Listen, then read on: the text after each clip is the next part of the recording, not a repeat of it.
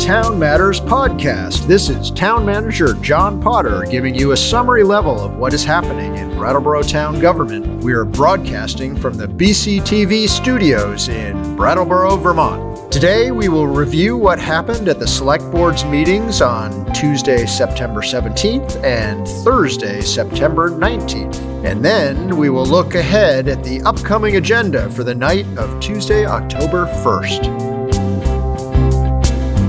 Here's a summary of what happened at the board's second meeting in September. The board came into regular session and moved to a consent agenda at which they approved 4 items. They authorized a $500,000 grant application for a Municipal Energy Resilience Program grant to make improvements at the Gibson-Aiken Center for Energy and Resiliency. They ratified a $35,000 repair to a pump that had broken at the Broad Brook wastewater facility. They approved a parade permit application for the Brattleboro Halloween Parade. And they approved pre-applications for several hazard mitigation grant applications. After the consent agenda, the board took up the Acceptable Community Conduct Ordinance with changes to Chapter 13 of the Brattleboro Code. The discussion was about changes from the proposed first reading, which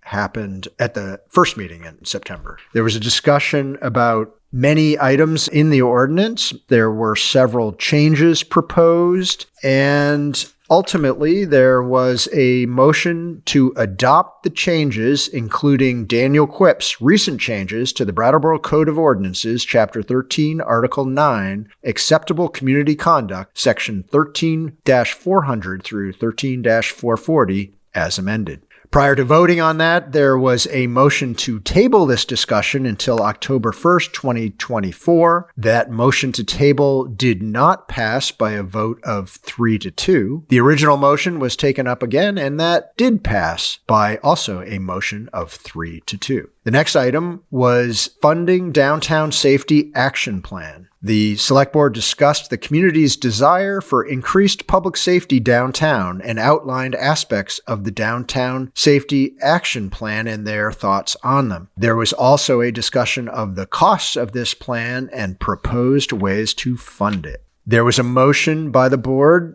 to direct the town manager to continue implementing the Downtown Safety Action Plan as amended, with an estimated cost of $350,392 for the emergent unbudgeted expenditures in FY24, and with an estimated $803,459 added to the base budget for FY26. That motion failed by a vote of 3-2. That motion essentially would have trimmed down the Downtown Safety Action Plan to just focus on the BRAT team items. That did not pass, so there was a subsequent motion to direct the town manager to continue implementing the Downtown Safety Action Plan as presented, with an estimated cost of $675,669 for the emergent unbudgeted expenditures in FY25, and with an estimated $803,459 added to the base budget for FY26. That motion did pass by a vote of 3-2.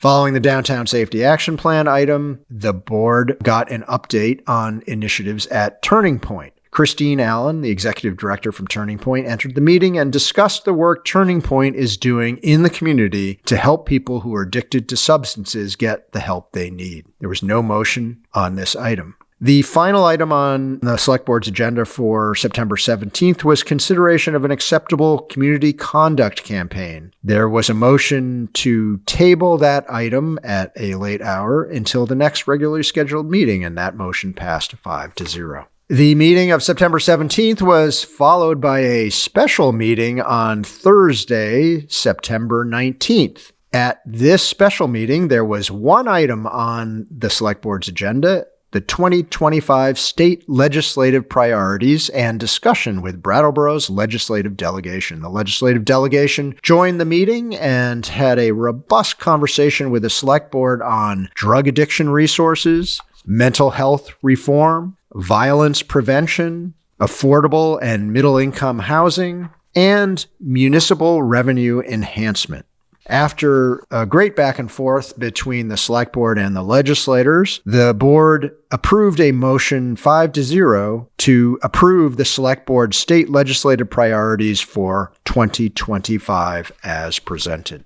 The next select board meeting is a regular meeting scheduled for Tuesday, October 1st at 6:15 p.m. in the select board meeting room at 230 Main Street or on Zoom. And the Zoom information is available on the website at brattleboro.gov. There are 4 items currently on the consent agenda. A consideration of accepting a $325,678 grant for work on William Street, acceptance of a $55,147 bid for winter sand, and acceptance of a $31,250 DPW grant in aid, and acceptance of a bid for Abbott Road stormwater improvements. That bid is due later this week. And there is also, I understand, a 5th item that may get added, ratifying a parade permit. Following consideration of the consent agenda, there will be 3 items of new business on the Select Board's agenda. The first is an update on the Living Memorial Park pool project. The second item is an update on the idea of a police substation being located at the Brattleboro Transportation Center. And the final 3rd item is an update on the town's housing plan. So that is October 1st. A few announcements. Starting this week, the state of Vermont will be mailing ballots for the general election. If you've not received your ballot by October 7th, please contact the town clerk's office at 802-251-8157 or townclerk@brattleboro.gov by email. Otherwise, please wait for your ballot to arrive. Once your ballot arrives in the mail, make your choices and return it to the town clerk's office as soon as possible. All ballots must be received by 7 p.m. on November 5th to be counted. There are several ways you can return your ballot. There is a secure drop box in the municipal center parking lot where voters or a friend or family member may return their ballot in the signed certificate envelope that will be sent with the ballot. We encourage voters to use this method. You can also return the ballot in the mail using the prepaid return envelope. Again, be sure the ballot is in the signed certificate envelope. And if you wish to vote at the polls on Election Day, we encourage you to bring your unvoted ballot that you received in the mail. Brattleboro polls will be open from 7 a.m. to 7 p.m. on November 5th at the American Legion. The Human Services Review Committee is seeking applications from organizations focused on meeting the concerns facing our community. Applications are due on Wednesday, October 23rd. Please visit brattleboro.gov to download the application, along with instructions and guidelines for applying. An informational forum for applicants will take place at the Brattleboro Municipal Center on Tuesday, October 8th from 4:30 to 6 p.m. That's a few announcements and an update on what the Select Board's been considering at its meetings. Please see the town website, brattleboro.gov, for additional information, including Select Board meeting agendas, staff reports, backup materials, lots of information about all the committees that are doing good work in the town. Thanks for listening, everybody, and we'll see you again soon.